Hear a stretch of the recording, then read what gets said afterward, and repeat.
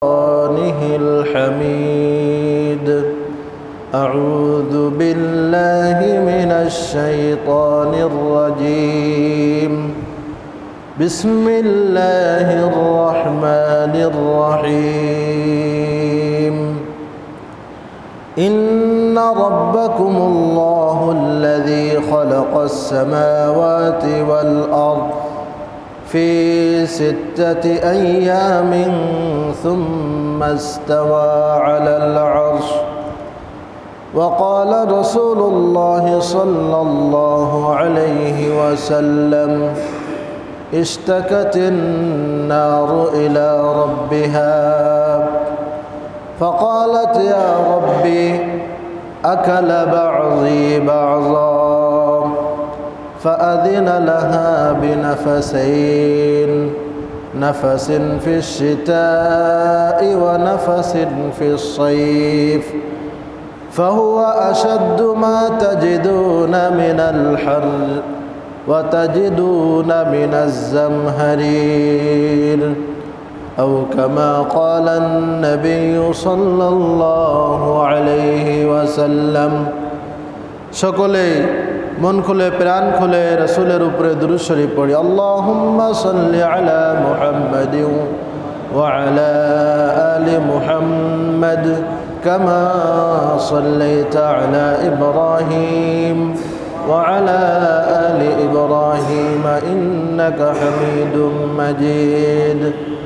আল্লাহুম্মা বারিক আলা মুহাম্মাদিন ওয়া আলা আলি মুহাম্মাদ كما باركت على إبراهيم وعلى آل إبراهيم إنك حميد مجيد. الحمد لله. আল্লাহ পাক রব্বুল আলামিনের শাহী দরবারে লাখ কোটি শুকরিয়া যে মহান রব্বুল আলামিন আমাদের সকলকে এই শীতের শুরুর মৌসুমের জুমার দিনে জুমার 2 রাকাত ফরজ নামাজ আদায় করার উদ্দেশ্যে মসজিদে সমবেত হওয়ার তৌফিক দান করেছেন। সেই মহান রব্বুল আলামিনের দরবারে শুকরিয়া জ্ঞাপন করি আলহামদুলিল্লাহ। দুরূদ ও সালাম পেশ করি মানবতার মুক্তির দূত জনাবে রাসূলুল্লাহ সাল্লাল্লাহু আলাইহি ওয়াসাল্লামের উপর, যাকে আল্লাহ পাক রব্বুল আলামিন এই ধরাধামে প্রেরণ করেছিলেন মানব জাতি কিভাবে বিভিন্ন মৌসুমে দুনিয়ার বুকে ইবাদত বন্দেগীর মাধ্যমে আল্লাহ পাক রব্বুল আলামিনের নৈকট্য অর্জন করতে পারবে। সকলে বলি সাল্লাল্লাহু আলাইহি ওয়াসাল্লাম। আল্লাহ পাক রব্বুল আলামিন এই পৃথিবীকে মানুষের বসবাসের উপযোগী একটি স্থান হিসেবে সৃষ্টি করেছেন এবং আবহাওয়ার বৈচিত্র্য আল্লাহ পাক রব্বুল আলামিন এই পৃথিবীতে দিয়েছেন এবং সৃষ্টি নিয়ে গবেষণা করার জন্য আল্লাহ তাআলা আমাদের সকলকে নির্দেশ দিয়েছেন। কথা ঠিক কিনা? আল্লাহ তাআলা যে এই দুনিয়ায় প্রধান 2টি মৌসুম দিয়েছেন, একটি হলো গরমের মৌসুম আর একটা কিসের মৌসুম? শীতের মৌসুম। শীতের মৌসুমকে আল্লাহ রাসূল সাল্লাল্লাহু আলাইহি ওয়াসাল্লাম ইবাদতের মক্ষম এবং ইবাদতের জন্য উপযুক্ত একটি মৌসুম হিসেবে আল্লাহ রসুল তিনি হাদিস শরীফে আলোকপাত করেছেন।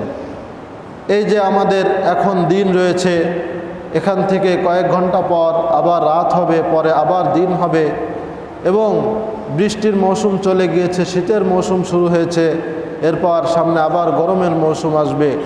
এই যে আবহাওয়ার বৈচিত্র্য, এটা আসলে কিভাবে আসে, কোথা থেকে আসে, আর এটা নিয়ে যদি আমি আপনি গবেষণা করি তাহলে আমার আবার সব কি পরিমাণ সব আল্লাহ পাক রব্বুল আলামিন দিবেন, এ সম্পর্কে আল্লাহ তাআলা কোরআনে কারিমে এবং রাসূল পাক সাল্লাল্লাহু আলাইহি ওয়াসাল্লাম হাদিস শরীফে আমাদেরকে দিক নির্দেশনা দিয়েছেন।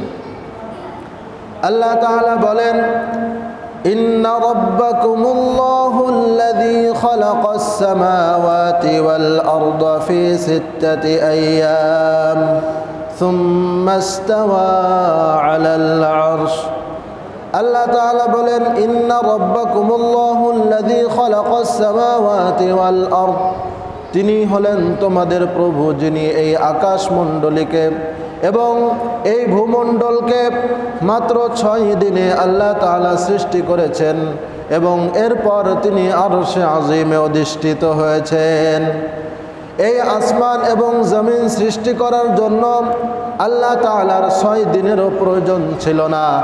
একটি মুহূর্তেই যদি আল্লাহ তাআলা সৃষ্টি করতে চাইতেন সেটাও আল্লাহ তাআলার দ্বারা সম্ভব। ইন্নাল্লাহা আলা কুল্লি শাইইন কাদির, আল্লাহ তাআলা সকল কিছুর উপরে ক্ষমতাবান।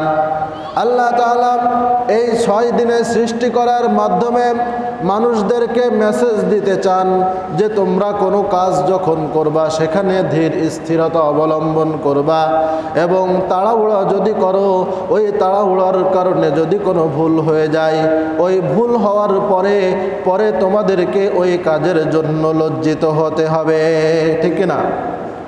আল উজলাতু মিনাশ শাইতান, আল্লাহ রসুল বলেছেন যে তাড়াহুড়া করা এটা হলো শয়তানের কাজ। যারা মুমিন, প্রকৃত মুমিন যারা, তারা কখনো তাড়াহুড়া করে না, বরং ধীর স্থিরতার সঙ্গে কাজ করে। আল্লাহ রসুল সাল্লাল্লাহু আলাইহি ওয়াসাল্লাম কোনো কাজ যখন তার সামনে আসতো, একটি সহজ কাজ এবং অন্যটি কঠিন কাজ, আল্লাহ রসুল কোনটা বেছে নিতেন? সহজ কাজকে। এক জায়গায় একটি গন্তব্যে যাওয়ার জন্য 2টি পথ যদি থাকে, একটি সহজ আর একটি হলো ঘুরে আসতে হবে, আমরা কোনটা বেছে নিব? সহজ পথটা। আদ-দীন ইউসরুন, দিন হলো সহজ, কিন্তু কঠিন বানায় নিয়েছে কারা? আমরাই দিনকে এবং ইসলামকে আমরাই কঠিন বানিয়ে নিই। দিন ইসলাম এটা আমার আপনার জন্য সহজ করে দিয়েছেন কে? আল্লাহ তাআলা 6 দিনে এই নবমণ্ডল এবং ভূমণ্ডলকে সৃষ্টি করার পর সুম্মাস্তাওয়া আলাল আরশ, তিনি সৃষ্টি জগৎ পরিচালনার জন্য আরশে আজিমের উপরে অধিষ্ঠিত হয়েছেন। আল্লাহ তাআলার যে আরশে আজিম রয়েছে সেটা সৃষ্টির শুরুতে পানির উপরে ছিল। বুখারী শরীফের হাদিসে আল্লাহ রসুল বলেছেন কানাল আরশু আলাল মা, এই আরশে আজিম এটা পানির উপরে ছিল। এরপর আল্লাহ তাআলা সমগ্র জগৎকে একটি স্ফুলিঙ্গের মাধ্যমে এবং একটি বিস্ফোরণের মাধ্যমে আল্লাহ তাআলা এই নবমণ্ডল এবং ভূমণ্ডলকে 6 দিনে সৃষ্টি করেছেন। এই নবমণ্ডল এবং ভূমণ্ডল সৃষ্টি করার জন্য আল্লাহ তাআলা তিনি কুন ফায়াকুন, যখন আল্লাহ তাআলা কোনো কাজ যখন তিনি হাতে নেন সেটা যদি একবারেই তিনি বলেন যে হয়ে যাও, সঙ্গে সঙ্গেই ওই কাজটা কি সম্পাদন হয়ে যায়। কিন্তু আল্লাহ তাআলা ধীর স্থিরতা অবলম্বন করেছেন বান্দাদেরকে শিক্ষা দেওয়ার জন্য যে তোমরা কোনো কাজ যখন করবা সেখানে তাড়াহুড়া করার কোনো দরকার নাই, বরং ধীর স্থিরতার সঙ্গে ওই কাজটা তোমরা আঞ্জাম দিবা। এরপর এই যে দিন এবং রাত আল্লাহ তাআলা সৃষ্টি করেছেন, ইন্না ফি ইখতিলাফিল লাইলি ওয়ান নাহার ওয়ামা খালাকাল্লাহুস সামাওয়াতি ওয়াল আরদ লাআয়াতিন লিকওমিন ইয়াত্তাকুন। আল্লাহ তাআলা বলেন তিনি এই রাত এবং দিনকে সৃষ্টি করেছেন এবং আসমান এবং জমিনের মধ্যে যা কিছু তিনি সৃষ্টি করেছেন ওই সব কিছুর মধ্যে লাআয়াতুল লিকওমিন ইয়াত্তাকুন, যারা আল্লাহ তাআলাকে ভয় করে, আল্লাহ তাআলার প্রতি যারা ভয় স্থাপন করে, বিশ্বাস স্থাপন করে, তাদের জন্য এই সকল বৈচিত্র্যের মধ্যে শিক্ষা রেখেছেন কে? এজন্য দিন এবং রাত আল্লাহ তাআলা দিনকে রাতের মধ্যে ঢুকিয়ে দিয়েছেন এবং রাতকে দিনের মধ্যে পরস্পরের মধ্যে তিনি ঢুকিয়ে দেন। যখন সুবহে সাদেক হয় তখন অর্ধেক দিন এবং কি অর্ধেক রাত, আবসা আলো আবার আবসা কি অন্ধকার, সেটা হলো দিন এবং রাতের একটি মিলন স্থল। অনুরূপভাবে যখন সূর্য অস্তমিত হয়ে যায় তখনও দিন এবং রাতের সমন্বিত একটি সময় হলো এই সূর্য উদয় এবং সূর্য অস্ত যখন যায় তখন, ঠিক কিনা? তো এখানেই আল্লাহ তাআলা দিনকে রাতের মধ্যে প্রবেশ করে দিয়েছেন এবং রাতকে দিনের মধ্যে আল্লাহ তাআলা ঢুকিয়ে দিয়েছেন। এবং একটার সঙ্গে আরেকটাকে আল্লাহ তাআলা চেইন সিস্টেমে এমনভাবে সেট করেছেন যে একটা যখন শেষ হবে অটোমেটিক্যালি আরেকটি কি হবে, শুরু হবে, হয় কি না? তো এইভাবেই কিন্তু এই দিন এবং রাত, অনেক দেশ রয়েছে সেখানে আল্লাহ তাআলা সৃষ্টির বৈচিত্র্য দিয়েছেন। সেখানে 6 মাস দিন এবং 6 মাস কি হয়, রাত হয়। অনেক দেশ রয়েছে। অনুরূপভাবে অনেক দেশ রয়েছে সেখানে 4 ওয়াক্ত নামাজ রয়েছে, 5 ওয়াক্ত নামাজ সেখানে হয় না, বরং সেখানে সূর্য যখনই অস্তমিত হয় কিছুক্ষণ পর আবার কি হয়, সূর্য উদিত হয়। শুধুমাত্র মাগরিবের নামাজ সেখানে তারা পড়ার সময় পান, এশার সময় কি সেখানে পাওয়া যায় না। এই যে সারা বিশ্বের এক এক দেশে আল্লাহ তাআলা, কিছু রয়েছে শীত প্রধান দেশ, আর কিছু রয়েছে গরম প্রধান দেশ, কিছু রয়েছে বাংলাদেশের মতো নাতিশীতোষ্ণর দেশ, ঠিক কিনা? তো এই সব কিছুর যে বৈচিত্র্য রয়েছে, আল্লাহ তাআলা বলেছেন আফালা ইয়ানজুরুনা ইলাল ইবিলি কাইফা খুলিকাত, তারা কি আমার সৃষ্টি নিয়ে গবেষণা করে না? তারা কি দেখে না আমি উটকে কিভাবে সৃষ্টি করেছি? উটের মধ্যে, উটের কুজের মধ্যে আল্লাহ তাআলা এমন সিস্টেম করে দিয়েছেন 1 মাসের পানি সেখানে উট জমা করে রাখতে পারে। ওয়া ইলাস সামাই কাইফা রুফিআত, তারা কি লক্ষ্য করে না আমি এই আসমানকে কিভাবে উঁচু করে রেখেছি কোনো খুঁটি ছাড়া? এই খুঁটি ছাড়া আল্লাহ তাআলা আসমানকে কিভাবে সমুন্নত করে রেখেছেন। এই মডেল মসজিদে আমাদের চতুর্পাশে দেয়াল রয়েছে, তারপরে মাঝখানে আরো 2টা খুঁটি আছে কিনা? অথচ আল্লাহ তাআলা এত বড় আসমানকে সৃষ্টি করেছেন বিগাইরি আমাদ, কোনো খুঁটি ছাড়া আল্লাহ তাআলা এই আসমানকে দাঁড় করিয়ে রেখেছেন। ওয়া ইলাল আরদি ওয়া ইলাল জিবালি কাইফা নুসিবাত, তারা কি দেখে না আমি পাহাড়কে কিভাবে স্থাপন করেছি? যখন আল্লাহ তাআলা এই পৃথিবীকে সৃষ্টি করলেন, পানির উপরে হওয়ার কারণে এই পৃথিবী নড়াচড়া করতে লাগলো। কোনো পুকুর অথবা কোনো একটা খালের উপরে যদি একটি গামলা আপনি রাখেন পানির উপরে ভাসমান, সেটা কি করবে, নড়াচড়া করবে কিনা? এরপর যদি ভারী কিছু ওর উপরে রেখে দেন তাহলে কি নড়াচড়া করতে পারবে? পারবে না। এই পুরা পৃথিবীটা কিসের উপরে? পানির উপরে। যখন আমরা টিউবওয়েল স্থাপন করি তখন সেখানে বিভিন্ন লেয়ারে যাওয়ার পরে পানি আসে কিনা, এবং বিভিন্ন স্বাদের পানি, কোথাও মিষ্টি পানি, কোথাও কি লোনা পানি। তো আল্লাহ তাআলা এই পৃথিবীকে যখন সৃষ্টি করলেন, পানির উপরে হওয়ার কারণে পৃথিবীটা নড়াচড়া করতে লাগলো। আল্লাহ তাআলা পাহাড় স্থাপনের মাধ্যমে ওয়া ইলাল জিবালি কাইফা নুসিবাত, তোমরা কি দেখো না এই পাহাড়কে আমি কিভাবে স্থাপন করেছি? পাহাড়কে আল্লাহ তাআলা এই পৃথিবীর জন্য পেরেক স্বরূপ আল্লাহ তাআলা সৃষ্টি করেছেন। পাহাড় স্থাপন করার পর একটি গামলার উপরে যেভাবে ভারী কিছু রাখলে ওই গামলার নড়াচড়া বন্ধ হয়ে যায়, অনুরূপভাবে পাহাড় স্থাপন করার পর পেরেক স্বরূপ মেরে দেওয়ার কারণে পাহাড় স্থাপন করার পর এই পৃথিবীর নড়াচড়াও আল্লাহ তাআলা বন্ধ করে দিলেন। না হলে যদি পৃথিবী নড়াচড়া করতো তাহলে সার্বক্ষণিক কি ভূমিকম্পের মধ্যে আমরা কি থাকতাম। যেভাবে পৃথিবীর বিভিন্ন ভূমিকম্প প্রবণ দেশ রয়েছে, যেমন জাপান, এই ধরনের বিভিন্ন দেশ রয়েছে যেখানে প্রতিদিন কি হয়, ভূমিকম্প হয়। আমাদের দেশে তো আল্লাহ তাআলা আমাদেরকে হেফাজত করেছেন, হয়তো বছরে কোনো বছর হয়, কোনো বছর কি হয় না, 2-1 বছর পর পর হয়তো সামান্য ভূমিকম্প হয়। তো আল্লাহ তাআলা যদি ওইভাবে রেখে দিতেন তাহলে এই পৃথিবীটা সার্বক্ষণিক নড়াচড়া করতো, সার্বক্ষণিক ভূমিকম্পের মধ্যে আমরা কি থাকতাম, আমাদের চলাফেরা কষ্ট হয়ে যেত। ওয়া ইলাল আরদি কাইফা সুতিহাত, আল্লাহ তাআলা এই জমিনকে আমাদের জন্য কিভাবে বিছিয়ে দিয়েছেন তোমরা কি লক্ষ্য করো না? এই জমিনকে আল্লাহ তাআলা অতিরিক্ত শক্ত তৈরি করেন নাই, আমাদের চলাফেরার জন্য কষ্ট হয়ে যায়। অনুরূপভাবে এত নরমও আল্লাহ তাআলা এই জমিনকে বানান নাই যে আমরা জমিনের মধ্যে ধসে যাই। বানিয়েছেন আল্লাহ তাআলা মাটিকে এমনভাবে তৈরি করেছেন সেটা অতিরিক্ত শক্তও না, অতিরিক্ত কি নরমও না, বরং মধ্যম পন্থায় আল্লাহ তাআলা এই জমিনকে সৃষ্টি করেছেন এবং আমাদের চাষাবাদের জন্য এই জমিনকে আল্লাহ তাআলা উর্বর করে দিয়েছেন।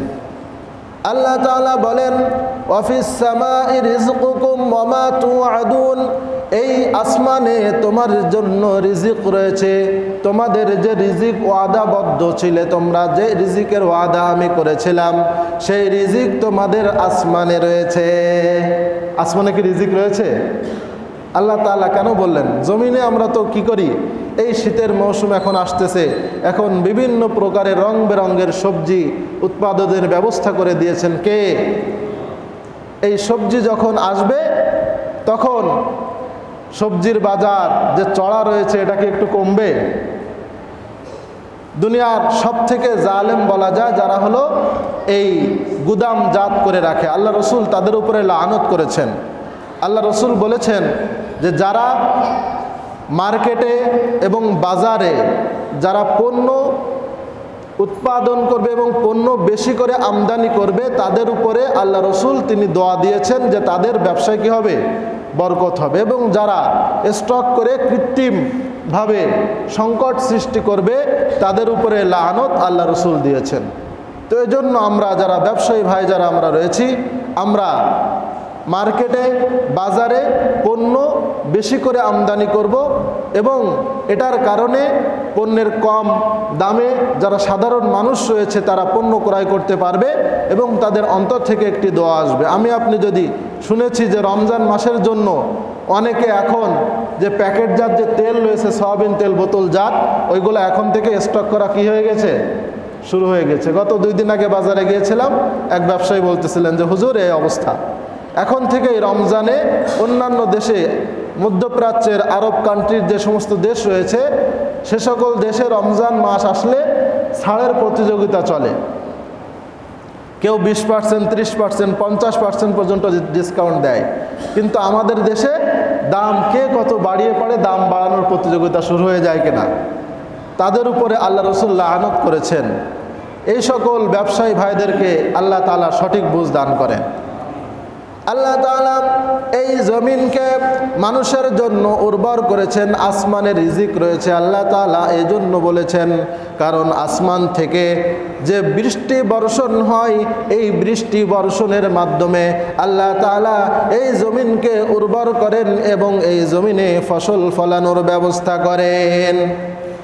এই সকল সৃষ্টি যে এই গাছ যেগুলো রয়েছে ছোট্ট একটি দানার থেকে কত বড় বড় গাছ তৈরি হয় এবং এখন ব্লকের সময় রয়েছে, ধান রোপণের মৌসুম সামনে আসতেছে, এই ধান আমরা রোপণ করব, সেখানে একটু সার দিই একটু পানি দিই আর সেখানে একটি ধানের থেকে আল্লাহ তাআলা 10 থেকে 100 গুণ পর্যন্ত আল্লাহ তাআলা দেন।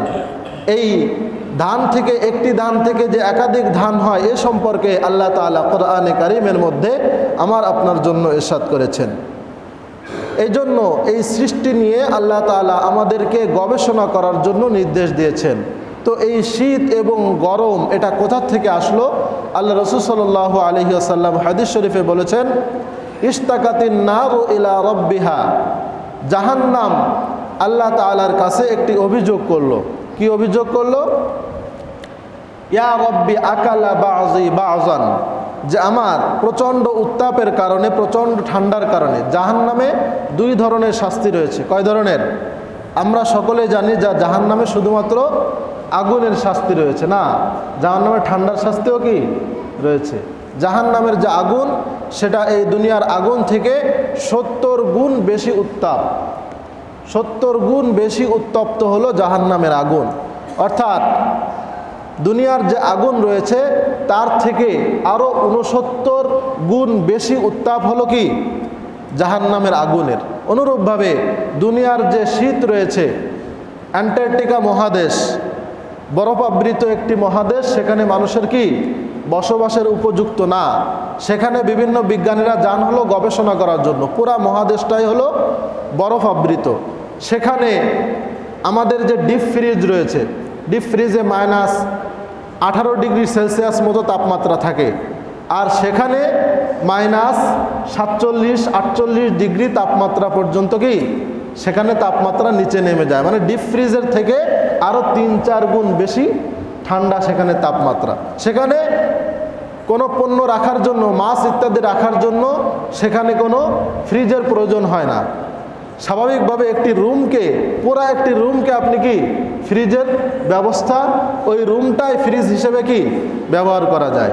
বরং সেখানে রুমকে গরম করার জন্য বিভিন্ন উপকরণ অবলম্বন করতে হয়, সেখানে তাপের ব্যবস্থা রাখতে হয়। কিন্তু কোনো খাবার সেখানে নষ্ট হওয়ার কোনো ভয় নেই। একটি রুমকে আপনি পুরো রুমটাকেই ফ্রিজ হিসেবে কি করা যাবে, ব্যবহার করা যাবে। স্বাভাবিকভাবে রাখলেই সেখানে দেখবেন মাছ ফ্রিজে রাখলে যেভাবে শক্ত হয়ে যায়, গোশত ফ্রিজে রাখলে যেভাবে শক্ত হয়ে যায়, সেখানে একটি রুমেই যদি কোনো খাবার রাখা হয় সেটাও কি হয়ে যায়, ডিপ ফ্রিজের মতো। কারণ ডিপ ফ্রিজের থেকে আরও বেশি তাপমাত্রা সেখানে। তো জাহান্নামে 2 ধরনের শাস্তি রয়েছে, একটি হলো আগুনের শাস্তি আর একটা হলো ঠান্ডার শাস্তি। তো যখন জাহান্নাম আল্লাহ তাআলার কাছে অভিযোগ করলো যে হে আল্লাহ, ইস্তাকান নারু ইলা রাব্বিহা ফাকালাত ইয়া রাব্বি আকালা বাযি বাযান, আমার এক অংশ অপর অংশকে খেয়ে ফেলতেছে। অর্থাৎ প্রচণ্ড উত্তাপ যদি হয়, প্রচণ্ড গরম যদি থাকে, সেখানে পরস্পর অংশ বিলীন হয়ে যাচ্ছে। তখন আল্লাহ তাআলা তাকে ফাআযিনা লাহা বিনাফাসাইন, 2টি নিঃশ্বাসের অনুমতি আল্লাহ তাআলা জাহান্নামকে দিলেন। কয়টি নিঃশ্বাস? 2টি নিঃশ্বাস। একটি নিঃশ্বাস হলো নাফাসুন ফিস শীতা, একটি হলো এই শীতের সময়ের নিঃশ্বাস, ও নাফাসুন ফিস সাইফ, আর একটা হলো গরমের সময়ের নিঃশ্বাস। অর্থাৎ জাহান্নামের ঠান্ডার শাস্তি যে অংশে রয়েছে, সেই অংশ যখন নিঃশ্বাস ছাড়বে তখন কি শীতকাল আসবে। কি কাল আসবে? এটাকে আমি বাড়ির থেকে নিয়ে এসে কোনো কথা বলছি, বাসার থেকে নিয়ে আসছি? আল্লাহ রসুলের হাদিস, তিনি বলেছেন যে জাহান্নামের যে শীতল অংশ রয়েছে, যেখানে ঠান্ডার মাধ্যমে শাস্তি দেওয়া হবে, সেই অংশ যখন নিঃশ্বাস ছাড়ে তখন কি শীত হয়।